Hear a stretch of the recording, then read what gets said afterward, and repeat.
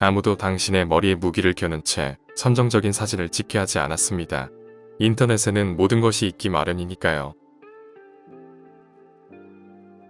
2012년 BBC에서는 인터넷에서 사람들이 가장 증오하는 인물로 헌터 무어를 지목했다. 전문적인 삶의 파멸자가 직업이라며 으스대던 헌터 무어는 2010년 이즈 애니원 업이라는 보복성 영상물 웹사이트를 운영해 세상을 시끄럽게 만들었다. 이즈 애니원 업이라는 사이트 이름은 에스키모 콜보이라는 독일 남성 그룹의 음악에서 영감을 얻었다. 가사는 내 쌍의 여성들의 사생활은 없으며 그녀들과 보낸 하룻밤은 하드디스크에 폴더에 저장할 가치 이상은 없다는 다소 선정적이고 문란한 내용들로 가득하다. 하루가 끝나면 사람들은 내 쌍에서 지인들이 알몸으로 망해가는 인생을 보고 싶어 합니다.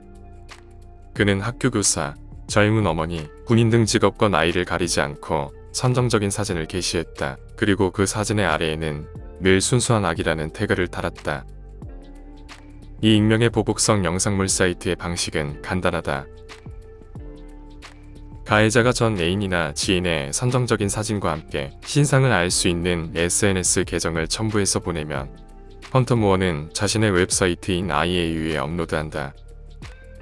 피해자의 사진과 계정이 사이트에 올라오면 수많은 사람들이 이들을 향해 외설스러운 비난과 모욕적인 댓글을 달고 피해자들의 SNS 계정과 삶을 파멸시킨다. 이는 일종의 게임이자 놀이였다. 그리고 이 놀이에는 남성들도 피해갈 수 없었다. 여성 피해자만 있던 건 아니었기 때문이다. 메탈 장르의 음악을 하는 밴드의 남성 멤버들도 존재했다.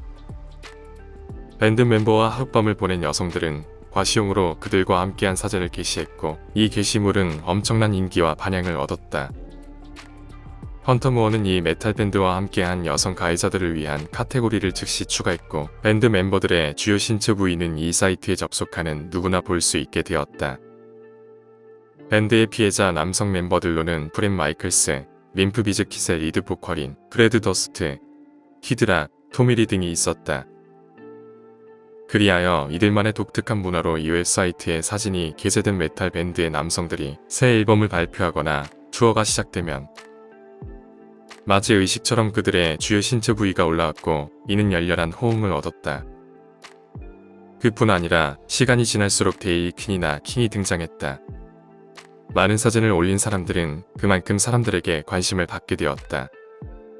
하지만 이 웹사이트는 SNS 계정과 연계되어 있었고 무엇보다 헌터 무어가 SNS를 웹사이트의 광고 목적으로 활용했기 때문에 페이스북의 경고를 받게 된다.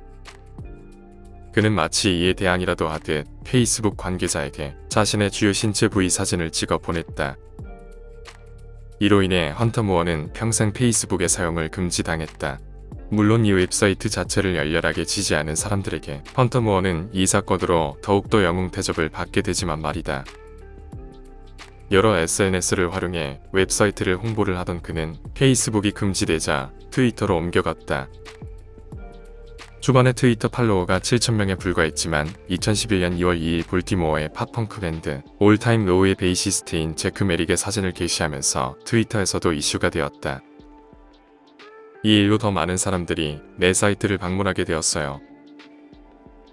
실제로 그의 사이트는 15만 명의 순 방문자가 있었고 많을 때는 24만 명 정도가 접속했다. 때문에 그는 이 웹사이트를 관리하는데 많은 시간을 투자해야 했다. 가해자들이 제출한 피해자들의 사진과 계정을 업로드하기 위해 일주일에 5일, 하루에 꼬박 12시간 이상을 보내야 했던 것이다. 물론 자신의 즐거움과 욕망도 채워야 했기에 무어가 SNS에서 마음에 드는 사람을 발견하고 이 피해자의 사진에 현상금을 걸면 수많은 사람들이 이들의 계정을 해킹했다. 이는 일종의 이 웹사이트에서만 가능한 놀이의 연장선상이었고 그로 인해 피해자들의 반발과 협박 메일도 많이 받았다. 한 번은 이 악랄한 행위로 인해 샌프란시스코의 한 피해자에게 펜으로 어깨를 찔려 큰 수술을 해야 하기도 했다. 하지만 그는 피해자들의 분노에 눈 하나 깜짝하지 않았다. 사람들은 날마다 소송을 걸겠다며 저를 위협하지만 오히려 그런 점이 나를 더 인기 있게 만듭니다. 그는 정기적으로 술에 취해 자신의 은밀한 사생활을 비디오로 촬영했다. 무어는 그의 신상 공개에도 두려울 것이 없었는지 휴대폰 번호, 이메일 주소, SNS 계정까지 오픈하며 일종의 열광적인 지지를 얻었다. 사이트가 활발하게 운영된 지 9개월 만에 그는 수많은 사람들에게 숭배의 대상이 되어버렸다. 누군가 그를 공격하면 마치 컬트 종교의 지도자를 감싸듯 지지자들의 보호를 받았다. 한 여성은 그의 이름을 따서 아이의 이름을 짓기도 했고 또 다른 여성은 이런 트윗을 남기기도 했다. 언젠가 신은 여기 있다라는 문장을 새기고 화살표를 가리키는 방향에 헌터무어라고 문신할 예정입니다.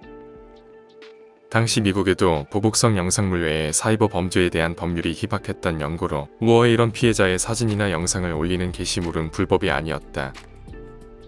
1996년 통신품위법 230조에 의해 다른 사람이 제공한 정보를 게시하는 인터넷 서비스 제공업체에 대한 면제법이 있었던 것이다. 즉 헌터의 자료가 미성년자 및 저작권이 있는 이미지나 사진을 게재하지 않는 한 그에게는 아무런 책임이 없었다. 가해자들이 제출 양식이 전송되면 무어가 채용한 보안 전문가는 특정 시스템을 사용하여 연령을 확인하고 18세 미만의 사진은 게시되지 않도록 했다. 때문에 피해자들은 속수무책으로 당하는 수밖에 없었고 그는 갈수록 대담해질 수 있었던 것이다. 헌터무어는 이 웹사이트를 통해 3천만 뷰 페이지를 기록했고 광고 수익으로만 한 달에 8천에서 13,000달러 이상을 벌었다. 그는 정말 잘 나갔다. 그 즐거운 시간은 딱 16개월 동안이었지만 말이다. 하지만 이런 모르해저드와 사고방식의 일탈은 어디서부터 시작되었던 것일까? 헌터무어는 1986년 3월 9일 생으로 미국의 세크라멘토에서 태어났으며 8학년이 되어 학교에서 강제 퇴학을 당할 때까지 사립 기독교 학교에 다녔다. 나는 수줍음이 많은 소년이었어요. 내가 이렇게 된 건 그 때문일 겁니다. 아무도 내게 관심이 없었죠. 저는 있으나 만화한 인간이었어요. 하지만 지금은 많은 것을 잃었죠. 헌터무어는 내성적인 소년이었지만 가정 환경은 딱히 나쁘지 않았던 것으로 보인다. 그의 아버지가 사냥을 너무 좋아해서 그의 이름을 헌터로 지은 것을 제외하면 말이다. 추후 한 기자가 헌터무어의 어머니에게 그가 저지른 범죄에 대한 생각을 묻자 그녀는 이렇게 대답했다. 헌터가 태어났을 때 엄청난 폭풍이 몰아쳤고 농장에 헛간문이 나가 떨어졌습니다. 그게 설명이 될 수 있을까요? 우리는 평범한 사람들이에요. 그를 정상적으로 키웠습니다. 그러나 어머니도 이 정상적으로 성장했다고 믿는 소년의 머릿속은 알 수가 없었는지 그는 10대 초반부터 공부보다는 사업을 시작했다. 넷에서 의류를 판매했으며 디아블로2라는 게임의 포럼을 운영했다. 헌터무어는 당시 소셜 네트워크의 프로토타입인 청소년과 인디 음악 문화를 대상으로 한 최초의 소셜 네트워크 웹사이트인 메카아웃클럽.com과 블로그나 일기 형식의 소셜 네트워크인 리브주어나를 통해 자신이 가지고 있는 인터넷 및 네트워크 기술을 이용하면 무언가 해낼 수 있다는 확신을 갖게 되었다. 그는 이 의류 판매 사업과 개인 포럼을 운영하면서 만난 온라인 친구들을 나중에 IA의 스타트업의 멤버들로 구축했다. 고등학교를 중퇴한 지 꽤 오래되었고 그는 여러 직업을 전전긍긍하며 살았으며 미용학교에도 다녔다. 그런 그의 인생에 행운이라고 해야 할지 아니면 엄청난 불운이라고 해야 할지 모를 일이 발생한다. 아르바이트하는 매장에서 동성애자인 관리자에게 좋지 않은 일을 당하게 된 것이다. 그가 계산대 앞에서 한 소녀를 유혹하고 있을 때였다. 관리자는 한창 소녀에게 추파를 던지고 있는 그에게 다가와 특정 신체 부위를 만지고 목에 입을 맞추며 지나갔다. 소녀는 어깨를 으쓱하고는 그와 관리자를 보며 떨떠름한 표정으로 떠나갔다. 이런 젠장, 여자가 날 게이로 알잖아.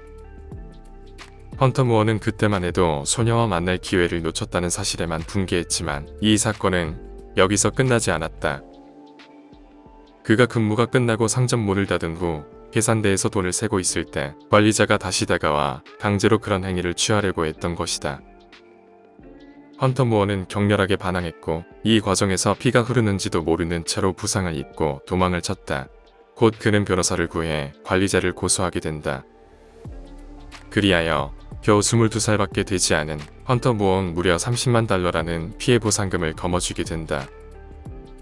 그는 이 돈으로 무엇을 해야 할지 알 수가 없었다. 그는 주로 돈을 받고 파티를 주최하며 DJ 일을 시작했지만 DJ잉에는 그다지 재능이 없었다. 그는 뉴욕과 호주를 여행하며 술과 담배, 약에 취해 살았다. 갑자기 들어온 큰돈을 감당하지 못해 호화로운 생활을 하느라 소녀들과 약을 사는 비용으로 마구 써버린 것이다. 5년 정도가 지나자 현금은 바닥이 났고 그의 통장은 마이너스가 되었다. 그는 뉴욕으로 돌아와 성인물 스타들의 미용사로 일을 해야 했다. 그는 당시를 떠올리며 극단적인 선택을 생각하기도 했던 때라고 말하기도 했다. 그 많던 돈은 전부 사라지고 나는 내 인생의 가장 높은 곳에서 낮은 곳으로 떨어졌어요. 하지만 행운의 여신은 그를 떠나지 않았다. 그가 당시 만나던 여자는 그에게 자주 선정적인 사진을 보내고는 했다. 그는 이 사진을 친구와 공유하려고 했지만 공유할 방법이 없었다. 그때 그는 오래전에 그가 사두었던 휴먼 계정인 이즈애니원 업을 떠올리고는 이 도메인을 통해 여자의 사진을 업로드했다. 처음은 그저 친구들과 여자 사진을 공유하려고 올린 것 뿐이었지만 몇 주 만에 방문자만 14,000명이 넘기 시작했다. 그리하여 보복성 영상물 사이트의 왕이 된 헌터 무어의 행보가 시작된 것이다. 그는 여기서 멈추지 않고 앤더슨 쿠퍼 쇼에도 나가 자신의 사이트를 당당하게 홍보했다. TV쇼의 광고 효과로 한 달 만에 사이트를 방문하는 사람은 4천만에서 7천만으로 증가하게 되었다. 하지만 이번에는 그의 모토인 순수한 악도 그를 버렸는지 헌터 무어의 달콤한 인생에도 어두운 그림자가 들이우기 시작한다. 결국 불법 해킹을 사주한 죄와 신원 도용 혐의로 FBI의 조사를 받게 되었고 2015년 징역 2년 6개월과 벌금형을 선고받았다. 수많은 피해자들이 발생했지만 너무도 낮은 형량이었다. 2017년에 석방되자마자 그는 다시 내수로 돌아왔고 2018년에는 보복성 영상물의 비하인드 스토리와 회고록을 책으로 냈다. 그는 한 인터뷰에서 이런 말을 했다. 이 페이지를 넘어가면 아무도 신경 쓰지 않아요.